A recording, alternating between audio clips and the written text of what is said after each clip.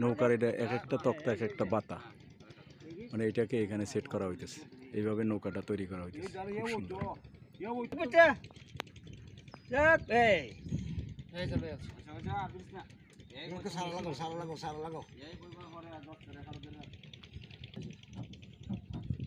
একটার সাথে একটা জয়েন করা হচ্ছে, একটার সাথে একটা পার্টে জয়েন করে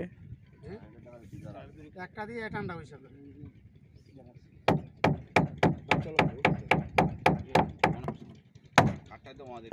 একটা বাতার সাথে একটা তক্তা জয়েন করা হইলো, এটা এখন বসাই দিলেই